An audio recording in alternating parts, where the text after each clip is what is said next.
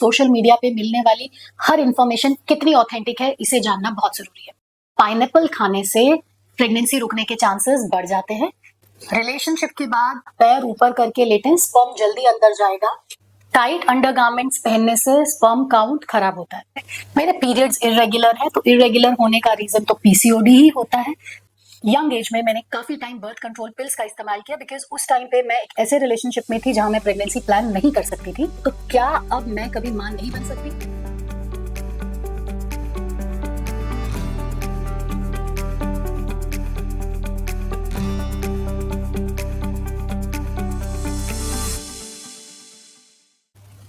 Hello friends, मैं हूं doctor Neeraj Pahlajani, infertility and high risk pregnancy expert.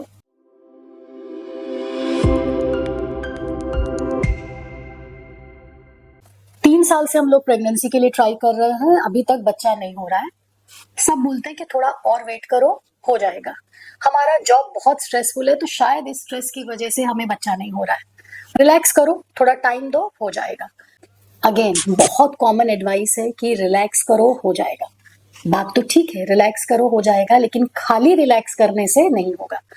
अगर आपकी एज प्रेगनेंसी प्लान करते टाइम फीमेल की एज 30 से ज्यादा है या आपकी उम्र 30 के नीचे है, सबसे पहले तो ये देखें क्या आप में कोई मेडिकल प्रॉब्लम है, आप में या आपके पार्टनर में, उसको इंपॉर्टेंस दीजिए।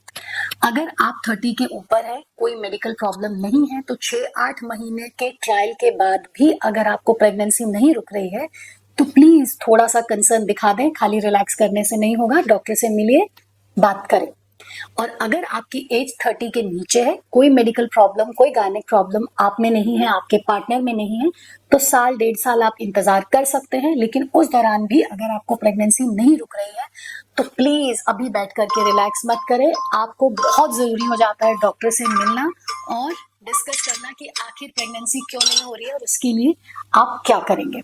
तो प्रेगनेंसी इज लाइक आप किसी न्यू लाइफ को वेलकम कर रहे हैं। अगर आपकी बॉडी डिस्टर्ब चल रही है, इन्फ्लेमेटरी मोड में है, स्ट्रेस हार्मोन्स ज्यादा है, तो डेफिनेटली कंसीव करने में प्रॉब्लम आ सकता है। लेकिन क्या ये एक होल सोल रीजन है कंसीव ना करने का? डेफिनेटली ऐसा पॉसिबल ही नहीं है। अगर ऐसा होता तो बहुत से आपने लेबर क्लास देखा होगा जो पता नहीं किस तरीके की कंडीशंस में रहते हैं, किस तरीके से अपना गुजारा करते हैं, लेकिन कंसीव तो उसमें भी हो जाता है। और आजकल के टाइम पे बिना स्ट्रेस के आपकी लाइफ चल सके, ऐसा पॉसिबल ही नहीं है। जरूरत यह है कि आप ये समझें कि वो स्ट्रेस आपके लिए लेना जरूरी है, तो बिल्कुल आपको लेना पड़ेगा। लेकिन सिर्फ उस स्ट्रेस के चलते आपको प्रेगनेंसी नहीं हो रही है, आप रिलैक्स करें, ऐसा तो नहीं हो सकता है कि आपकी लाइफ में वो कभी फेज आए कि आप बिल्कुल स्ट्रेस फ्री रहे और आप रिलैक्सेशन में ही प्रेगनेंसी प्लान कर ले।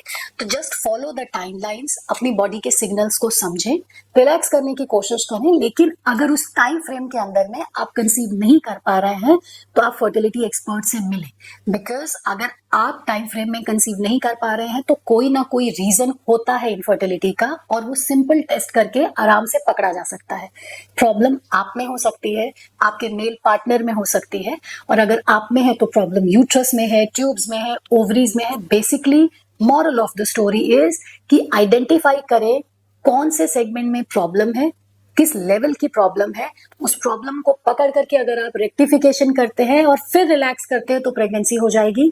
खाली रिलैक्सेशन से, स्ट्रेस अवॉइड करने से प्रेग्नेंट हो जाएंगे, यूजुअली ऐसा नहीं होता है।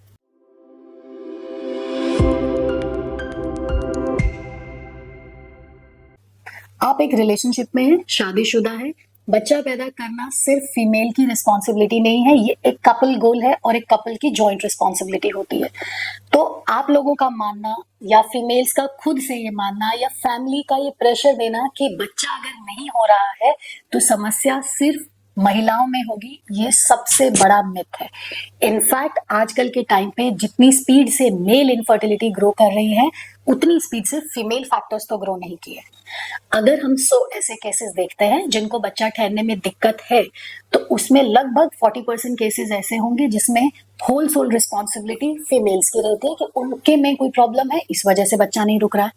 40-50% केसेस ऐसे रहते हैं जिसमें मेल्स में प्रॉब्लम होती है, या तो उनका स्पर्म काउंट खराब है, उनके स्पर्म की मोटिलिटी में प्रॉब्लम है, स्पर्म की शेप में प्रॉब्लम है, डीएनए बहुत डैमेज है, कोई सेक्सुअल डिसफंक्शन है, चाहे वो इजैक्यूलेटरी फेलियर हो, इरेक्टाइल डिसफंक्शंस हो, बहुत सारे रीजन है जिसकी वजह से मेल फैक्टर्स भी इक्वली रिस्पॉन्सिबल होते हैं इनफर्टिलिटी के लिए।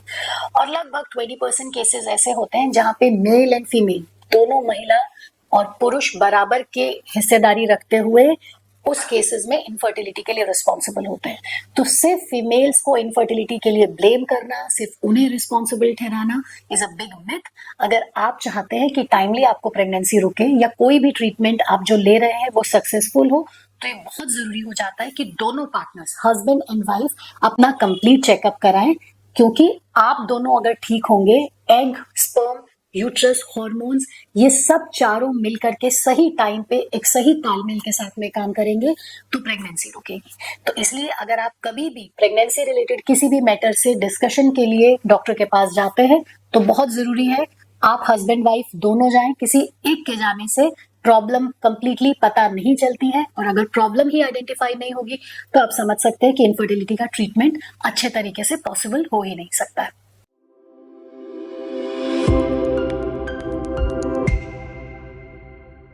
कई बार जिम जाते टाइम या अपने आप ही सोशल मीडिया पे आपने सर्च किया है या कोई वीडियोस देखे हैं कि टेस्टोस्टेरोन का कंजम्पशन करने से मेल परफॉर्मेंस बढ़ जाता है, बच्चा पैदा करने की ताकत बढ़ जाती है। देखिए, टेस्टोस्टेरोन रिस्पॉन्सिबल होता है मेल सेक्सुअल परफॉर्मेंस के लिए। आपका इरेक्शन कैसे होगा, इजैक्यूलेशन कैसे होगा, आपके मेल फीचर्स कैसे आएंगे, डेफिनेटली टेस्टोस्टेरोन इन सब चीजों में रोल प्ले करता है और इनडायरेक्टली कंट्रीब्यूट भी करता है कि आप बच्चा पैदा करने की ताकत रखते हैं कि नहीं। क्योंकि अगर कोई मेल सेक्सुअली ही परफॉर्म नहीं कर पा रहा है, इनकैपेबल है, तो ऑब्वियसली बच्चा पैदा करने में दिक्कत आएगी। लेकिन टेस्टोस्टेरोन से बच्चा पैदा होगा ऐसा नहीं होता है। बच्चा पैदा करने के लिए मेल टेस्टिस को टेस्टोस्टेरोन के अलावा प्रोड्यूस करने पड़ते हैं sperms.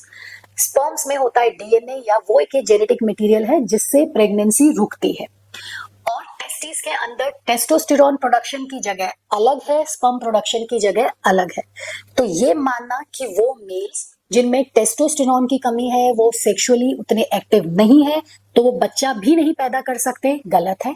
At the same time ये बोलना वो मेल्स जिनके टेस्टोस्टेरोन लेवल्स बहुत हाई है, सेक्सुअली बड़ा अच्छा परफॉर्म कर लेते हैं, तो वो फर्टाइल भी होंगे, उनका स्पर्म काउंट भी अच्छा होगा, ये भी गलत है। इनफैक्ट अगर आप बिना प्रॉपर डायग्नोसिस लिए कि क्या आपके में प्रॉब्लम आ रही है, आप टेस्टोस्टेरोन सप्लीमेंटेशन लेते हैं, चाहे वो नेचुरल फॉर्म्स में ले या कुछ आयुर्वेदिक क्लेम्ड मेडिसिन हो या फार्मास्यूटिकल्स मेडिसिन हो, कुछ भी ले, तो अगर आप बिना जरूरत के टेस्टोस्टेरोन खा रहे हैं तो इनफैक्ट स्पर्म बढ़ने की बजाय आपके स्पर्म्स और भी खराब हो सकते हैं, प्रोडक्शन और कम हो सकता है।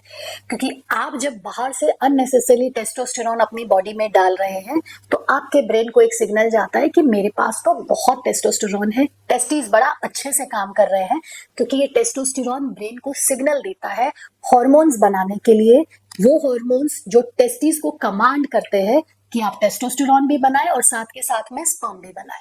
तो अगर आप अनइंडिकेटेड केसेस में सिर्फ अपनी मर्जी से टेस्टोस्टेरोन सप्लीमेंटेशन लेते हैं तो ब्रेन को एक रॉन्ग सिग्नल देते हैं और फिर ब्रेन वो हॉर्मोन्स जिससे स्पर्म प्रोडक्शन होता है, इनफैक्ट उसकी प्रोडक्शन को कम कर देगा और टेस्टिस में आपका स्पर्म बढ़ने की बजाय और कम हो जाएगा।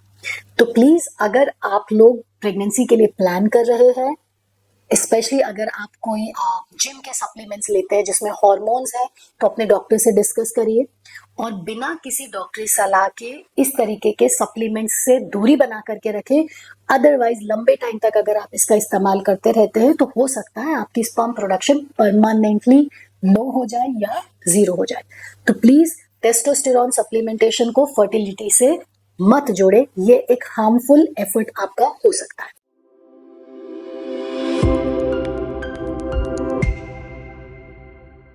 शादी हो गई है, अभी बच्चा प्लान नहीं कर रहे हैं या प्रोफेशनली अभी आप बहुत फोकस्ड हैं, तो शायद आप अभी प्रेगनेंसी के लिए तैयार नहीं हैं, लेकिन फिर भी फैमिली, फ्रेंड्स, आपके आसपास लोग अक्सर आपको बोलते हुए सुनाई देंगे कि अरे उम्र निकल जाएगी तो प्रेगनेंसी ठहरने में दिक्कत होगी। 35 के ऊपर हो रही हो, 30 के ऊपर हो रही हो, कब शादी करोगी, कब बच्चा पैदा करोगी, बाद में मत कहना प्रॉब्लम हो रही है। यस, बोल तो आपको ठीक रहे हैं।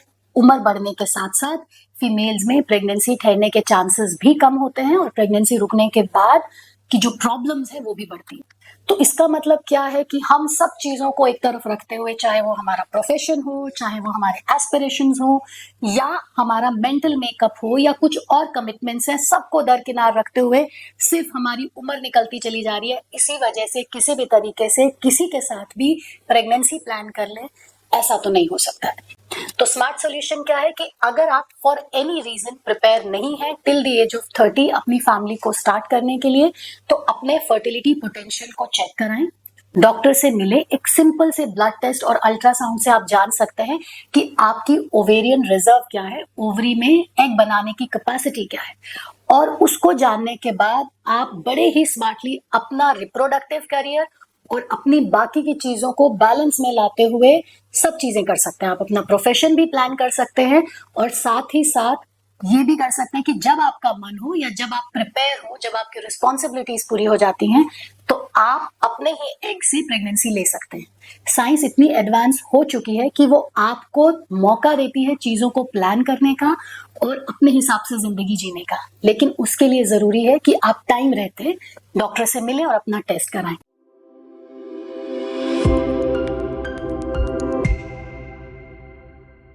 इंडियन सोशल मीडिया पे खासकर अभी हाल फिलहाल के टाइम पे घी को लेकर के एक बड़ा ही ऑब्सेशन सा क्रिएट हो चुका है। घी बहुत हेल्दी है, अगर आप प्रेगनेंसी प्लान कर रहे हैं तो घी जरूर खाएं।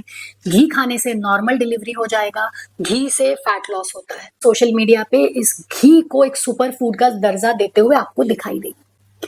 देखिए, घी बहुत अच्छा सोर्स है नेचुरल फैट का, लेकिन घी का कंजम्पशन फर्टिलिटी इनहैंस करने के लिए करना या प्रेगनेंसी के दौरान आपकी नॉर्मल डिलीवरी हो जाए, इससे बड़ी बेवकूफ़ी और कुछ नहीं हो सकती है। अगर आप घी का इस्तेमाल मॉडरेशन में करते हैं, जितनी आपकी बॉडी को जरूरत है सिर्फ उतना ही इस्तेमाल करते हैं, तो घी आपके लिए ठीक है। प्लीज इसे मेडिसिन का दर्जा मत दे और सिर्फ घी का इस्तेमाल 2 चम्मच, 3 चम्मच, 4 चम्मच बिना समझे कि वाकई में आपको इसकी बॉडी की जरूरत है या नहीं है। अगर आप घी इस्तेमाल करते चले जाते हैं, उसको बर्न नहीं करते हैं, तो हो सकता है कि प्रेगनेंसी तो दूर रहे, शायद आप हार्ट अटैक्स को अपने पास जरूर न्योता दे देंगे। तो प्लीज घी का इस्तेमाल जरूर करें, बहुत अच्छी चीज है, लेकिन सिर्फ उतना जितना आपकी बॉडी के लिए जरूरत है।